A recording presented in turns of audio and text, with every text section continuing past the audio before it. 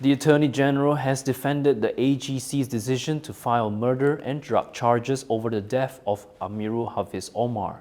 Meanwhile, Malaysia's diesel price has increased to a new record. This has led to calls for the government to disclose its plans to face the crisis. The Attorney General's chambers has been questioned over its charges in the fatal Klang crash. Questions have been raised on why prosecutors had not, in addition to the murder charge, also pursued a charge for driving under the influence of alcohol or drugs. Attorney General Dusuki Mokhtar has defended the decision to bring murder and drug-related charges over the death of factory worker and delivery rider Amirul Hafiz Omar. The move comes amid questions over the difficulty of securing a murder conviction, which requires prosecutors to prove intent or that the accused knew their actions could likely cause death. There were also queries as to why the prosecution did not additionally pursue a charge under the Road Transport Act for driving under the influence of alcohol or drugs. Under Section 44(1) of the Act, those convicted of causing death while driving under the influence face between 10 and 15 years imprisonment, a fine of 50,000 to 100,000 ringgit, and a 10-year driving ban. Repeat offenders face harsher penalties, including 15 to 20 years in prison, fines of up to 150,000 ringgit, and a 20-year license suspension. When asked by Malaysia Kini why both murder and drink driving charges were not pursued, Dusuki expressed confidence in the prosecution's approach. He said the Attorney General's chamber views the case as a serious matter that has sparked public concern. Based on the facts, he said the case warranted a charge under Section 302 of the Penal Code, citing what he described as a blatant disregard for human life. Dusuki added that the AGC has pursued similar murder charges for other accident cases in Cyberjaya and Terengganu. The accused in the case, R. Sakti Ganapati, was said to be under the influence of alcohol and drugs at the time of the fatal crash in Klang, Selangor on Sunday morning. He pleaded guilty yesterday to self-administering drugs but has yet to enter a plea on the murder charge, pending the transfer of the case to the High Court. Zahid Hamidi has stated that the nation is in a crisis preparedness mode. This comes following global uncertainties which have affected fuel prices. Deputy Prime Minister Ahmad Zahid Hamidi said Malaysia is in crisis preparedness mode amid global uncertainties affecting fuel prices. Therefore, Zahid, who is also the Minister of Rural and Regional Development, asked all parties not to point fingers at the government regarding the fuel price hike. According to Bernama, he said the current situation was caused by the global crisis and required the cooperation of all parties to deal with it together.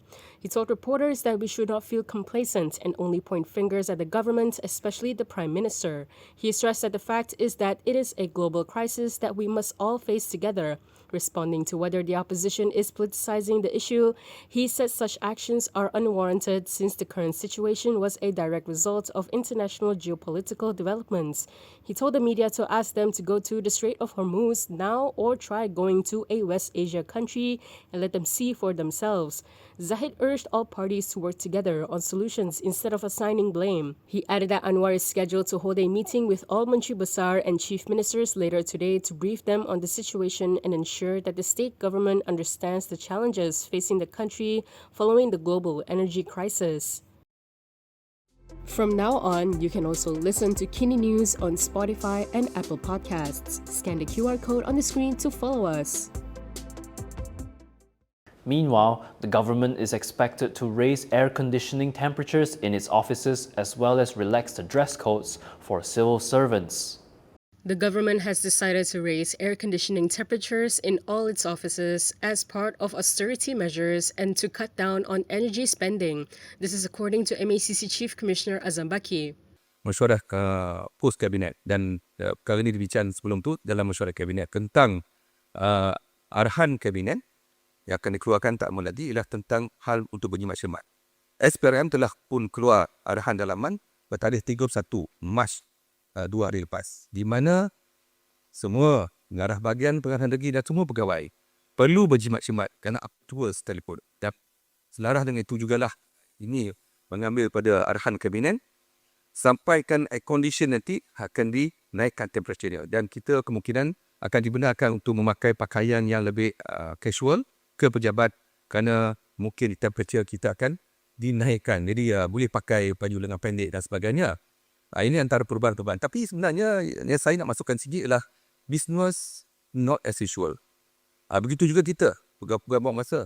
Kita tak boleh kata, oh ini satu perkara yang amalan-amalan dulu kita nak teruskan. Kita kena lihat pada kaedah-kaedah federal sebagai ini. This is not limited to the MACC. Malaysia Kini received confirmation from staffers at 2 ministries that the air conditioning temperature order will be applied across the government. It is understood that the office temperature will be set at around 24 degrees Celsius. The latest austerity measure comes amid global supply chain issues caused by the Iran war, which has led to an increase in the price of coal and natural gas, both of which Malaysia imports a significant amount for electricity generation.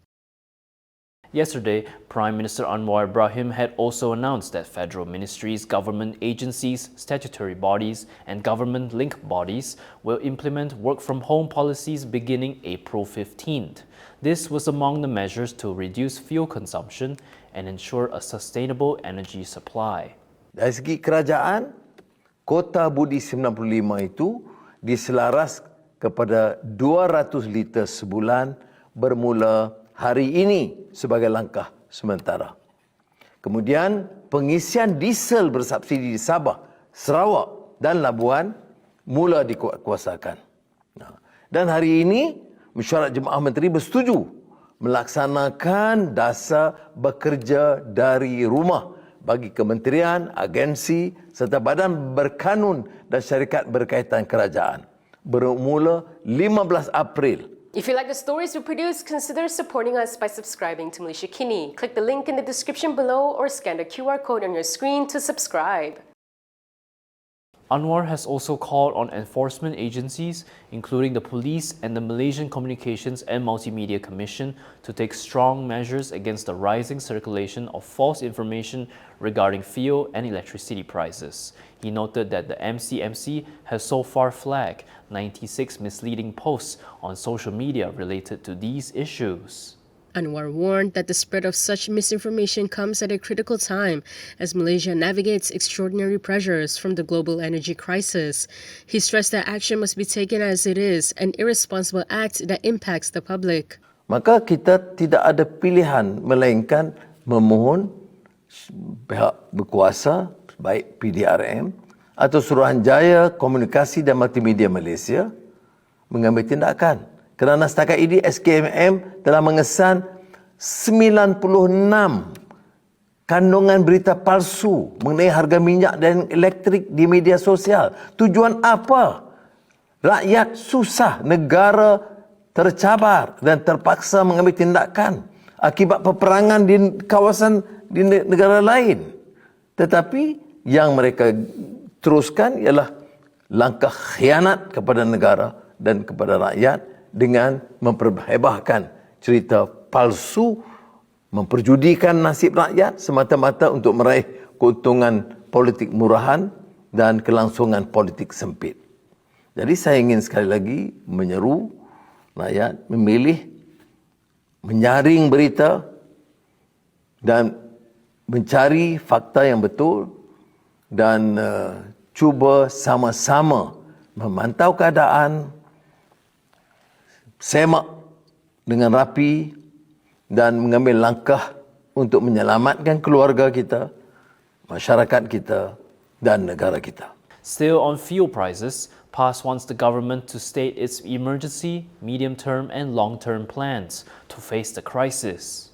PAS Deputy President Tuan Ibrahim Tuan Man has questioned whether the government is making efforts to diversify diesel supply sources to reduce reliance on imports from West Asia that pass through the Strait of Hormuz. His remarks come as the retail price of diesel in Peninsular Malaysia increased by 50 cents to 6 ringgit and 2 cents per litre.